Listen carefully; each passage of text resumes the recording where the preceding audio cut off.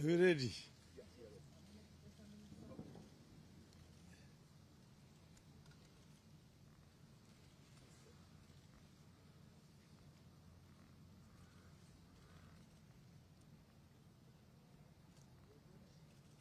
Good? Ladies and gentlemen of the press,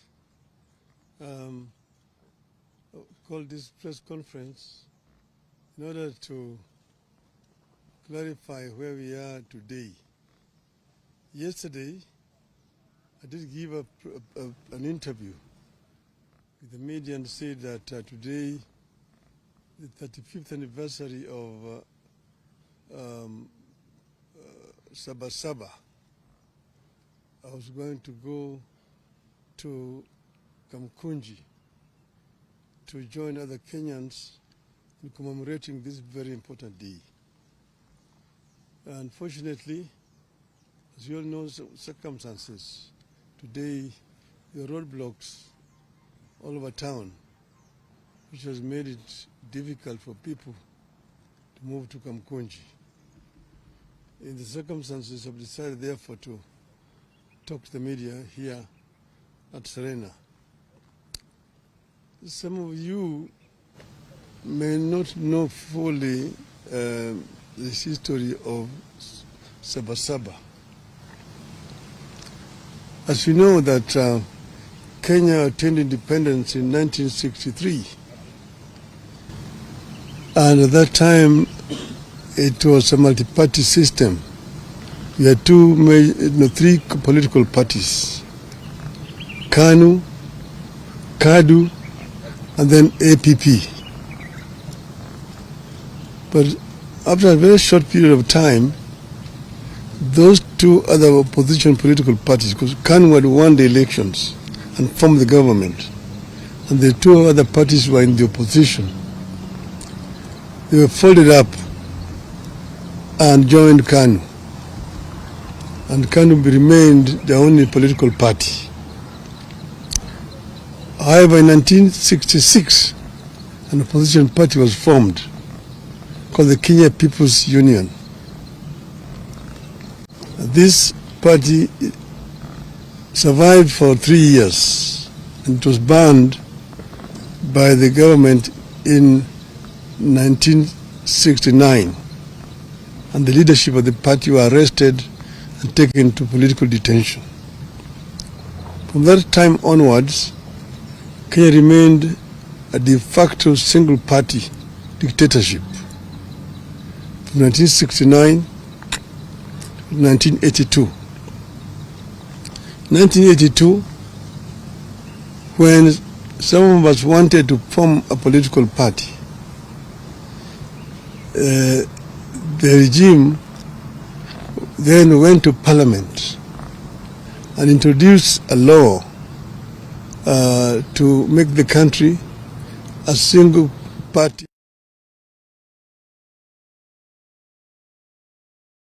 A constitutional amendment which is known as Section 2A that made it illegal to form any other political party.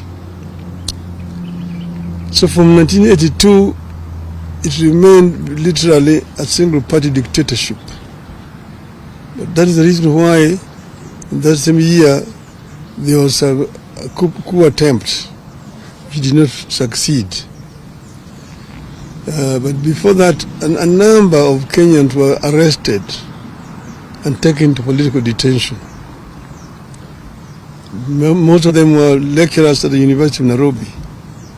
Mukarunganga, people like Professor Katama Mukangi, Professor Willy Mutunga, Professor Yugi Akongo, quite a number of university lecturers were arrested and detained, and the others, Koigo Omwere, George Anyona, were taken to political detention. So this situation persisted.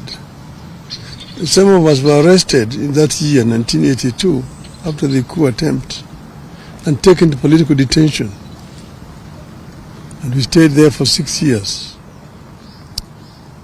Then in 1988, Kanu brought an amendment to his laws, saying that they were bringing what they call direct democracy, where there was a nomination process, where people were lining up behind the candidates.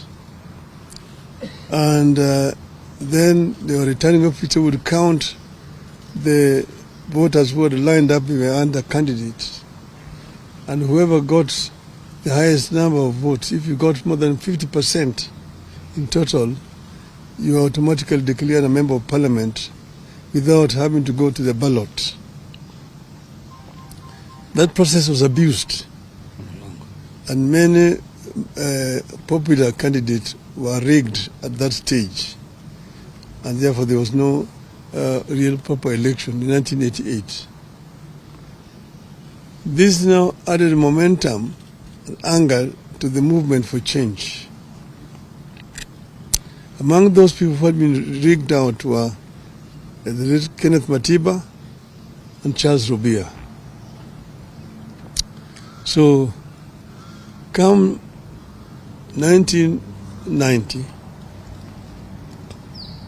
by that time I had been to detention 2 times.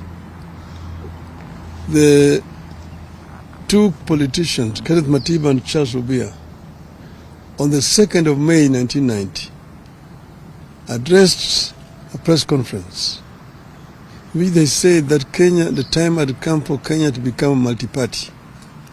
That Kenyans wanted a multi-party system of government. They were condemned seriously as being ethnic chauvinists, anarchists, people who want to bring chaos in this country. We're told that this country was not yet cohesive enough to become multi-party. It would take another 100 years before Kenya became a multi-party system. So these were daydreamers.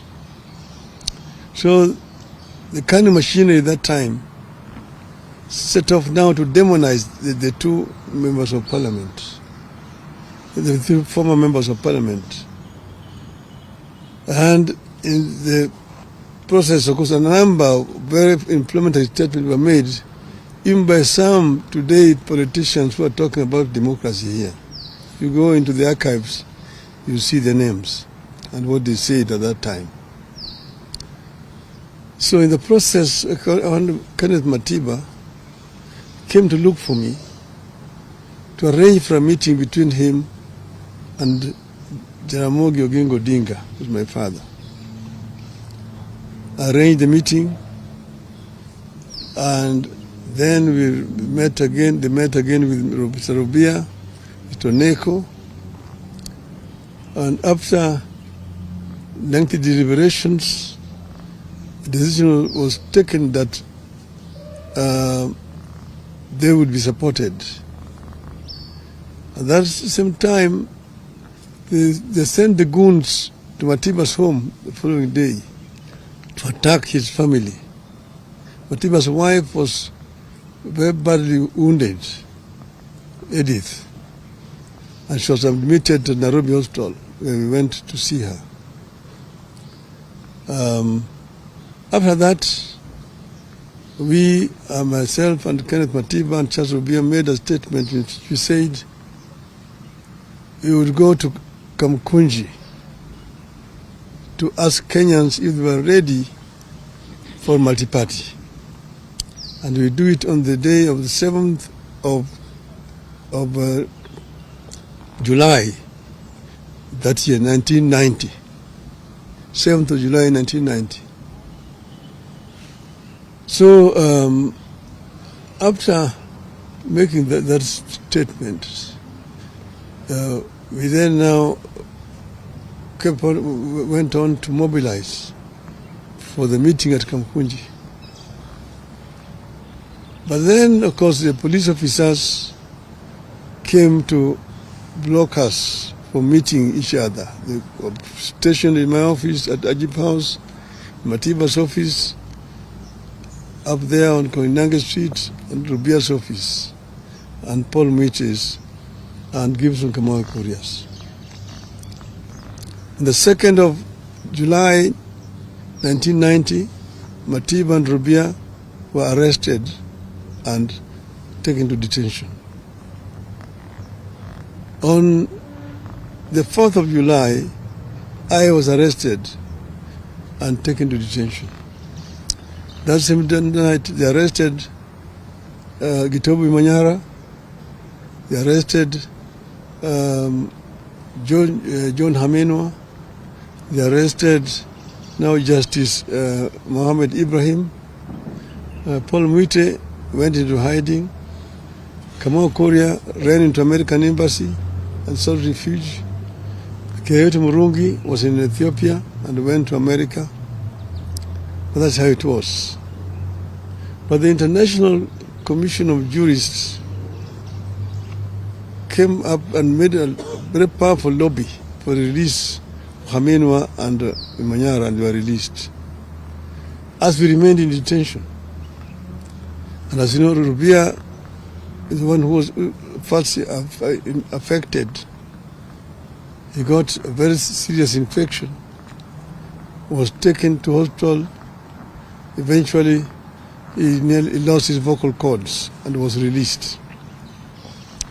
Matiba suffered a stroke in detention and was removed and eventually brought to Nairobi Hospital, after which she was then taken to London for treatment.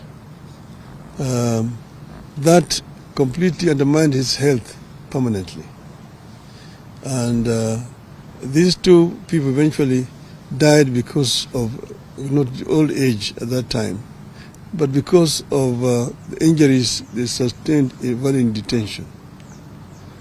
Many people, but in spite of our being detained, the Kenyan people braved it and came out in numbers to go to Kamkunji on the 7th of July, 1990.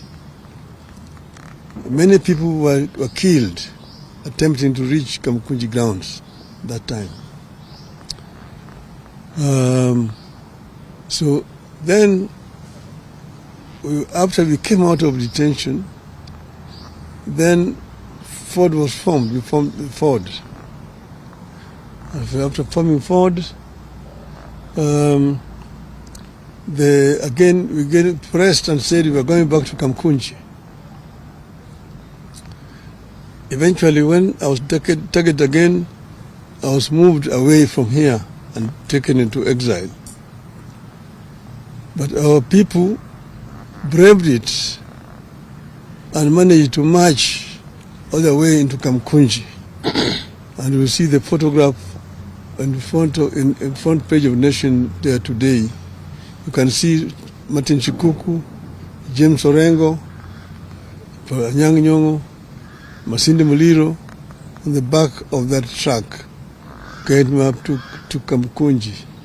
That was not on Saba, that was on the 16th of November 1991. But it's still the Kamkunji. That's why Kamkunji is very historical for the second liberation of this country. And that's why we celebrate Saba. The fateful day on which Kenya's struggle for multi-party democracy took the most decisive turn is iconic and historical. It's a day rivaled only by the present day Masujaa Day, previously Kenyatta Day, that celebrates the arrest and detention of the freedom fighters jointly called the Kapenguria Six.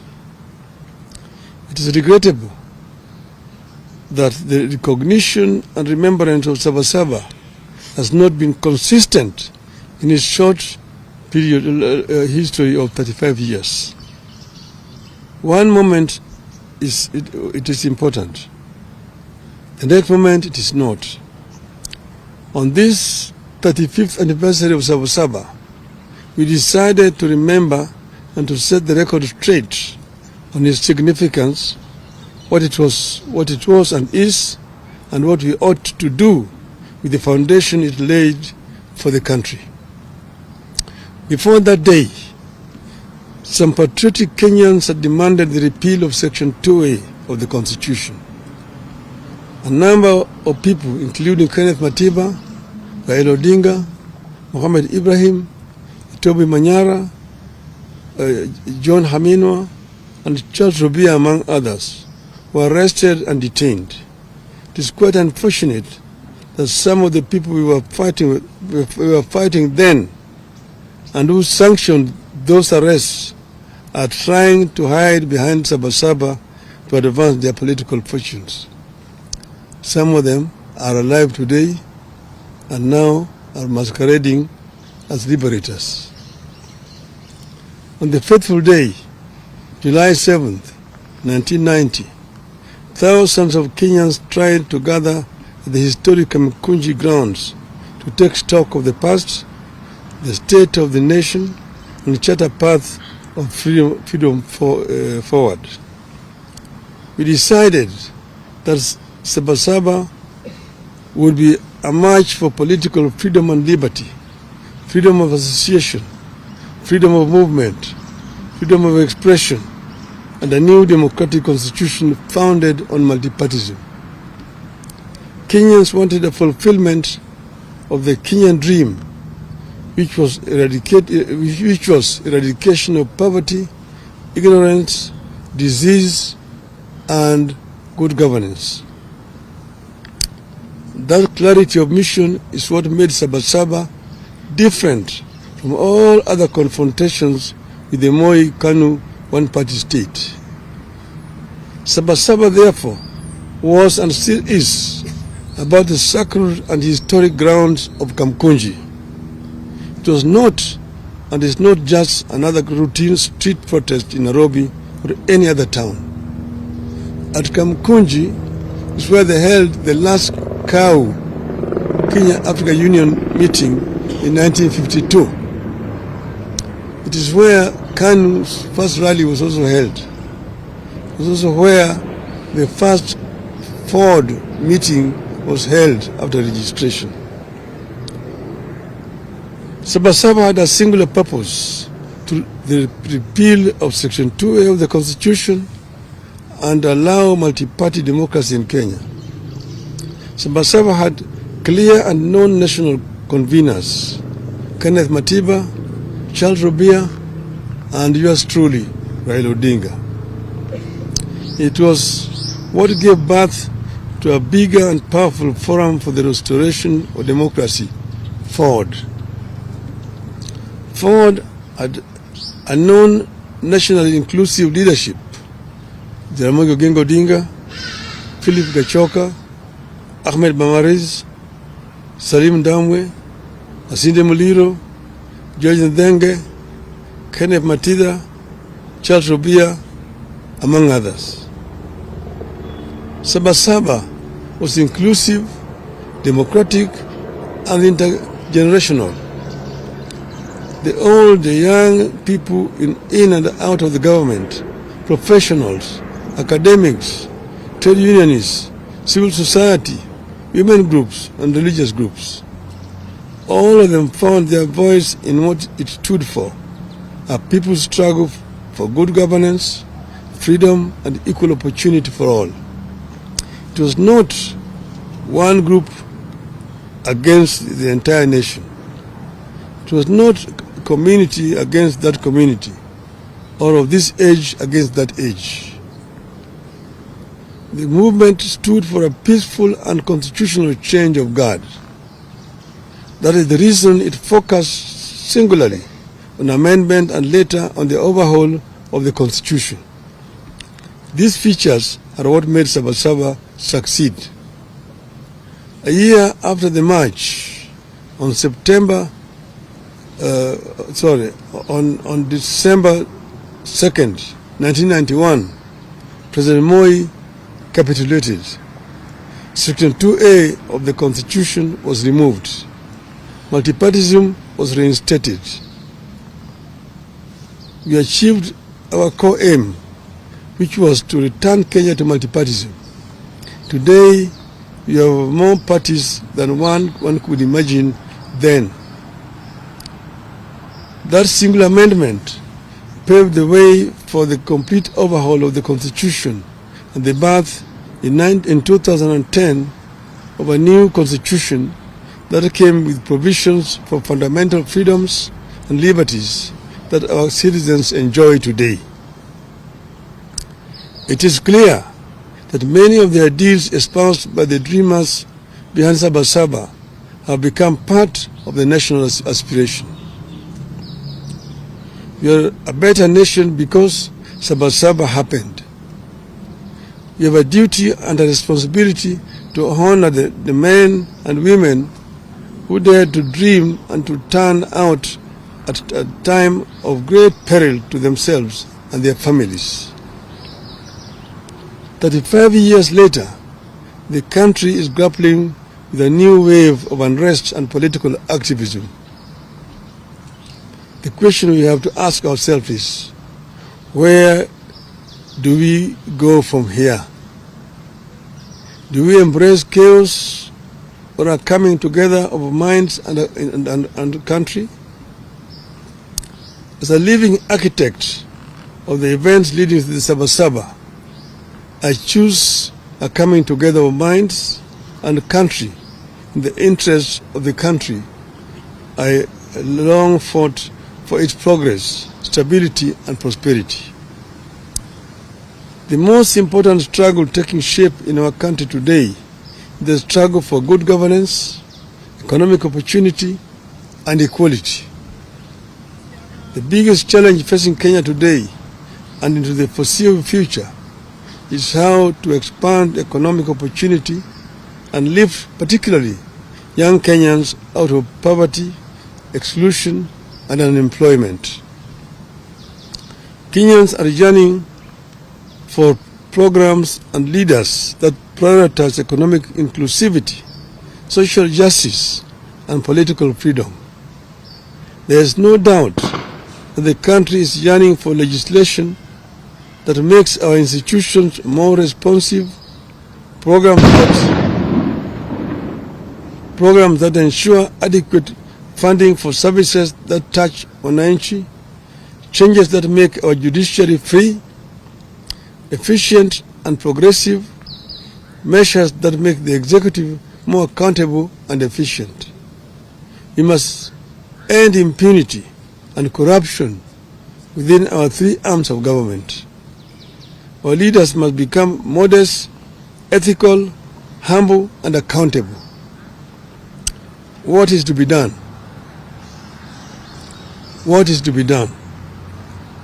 I propose an inclusive, intergenerational, national conclave to hear our people across all divides and come up with irreducible reforms and changes necessary to take the country forward.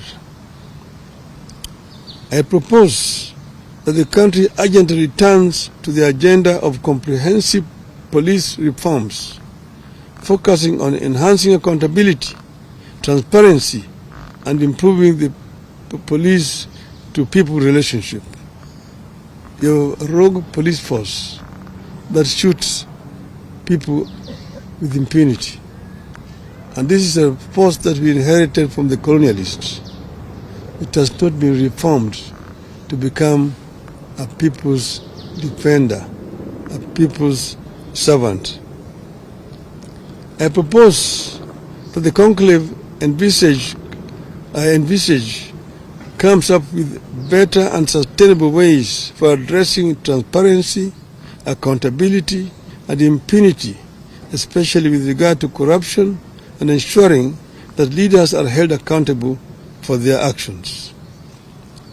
I propose that the forum comes up with a comprehensive and sustainable strategy for addressing youth unemployment and expansion of opportunities for youth in the formal and informal sectors.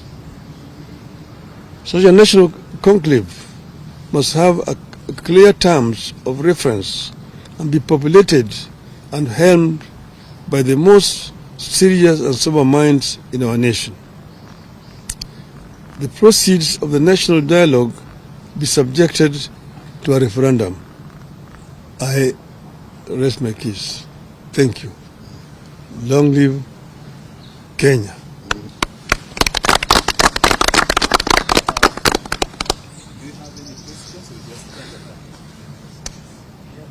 Maybe one or two.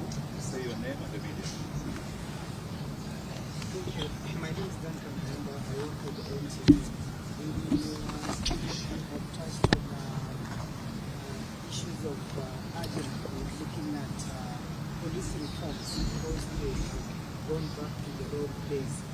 What do you say of the interior CS issue shoot to kill order about 2 weeks ago, a day after the June 25th protests? And secondly, you have said that where do we go from here? You have a close arrangement working formula with the current president. What have you advised him? Because the country appears to be teetering towards its on the brink of precipice, so to speak. So what have you said? What have you advised the president? Because it appears the country is being turned into a police state, or what you can say it is teetering towards a failed state.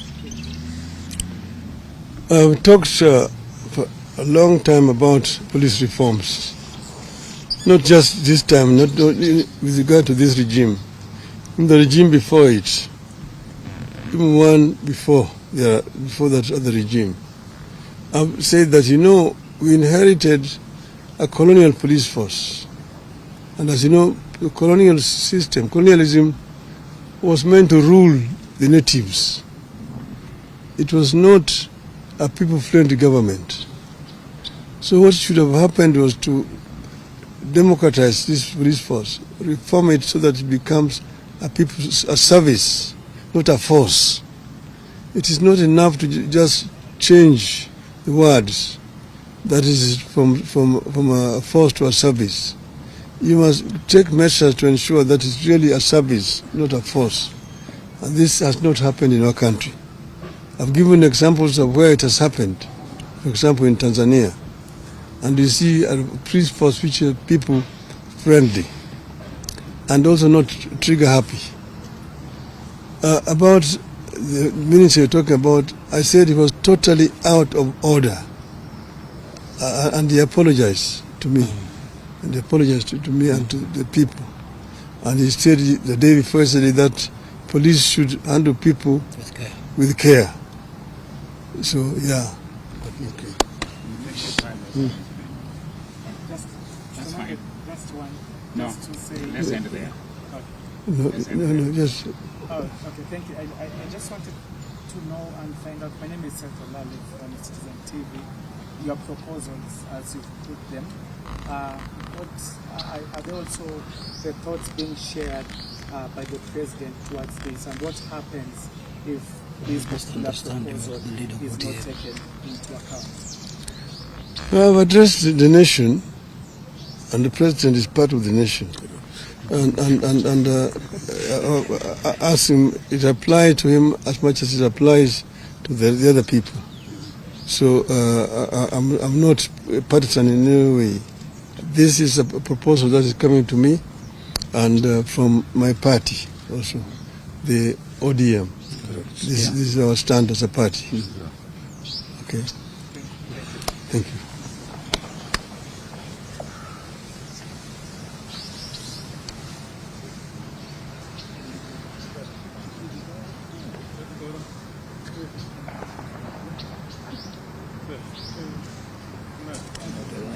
Good.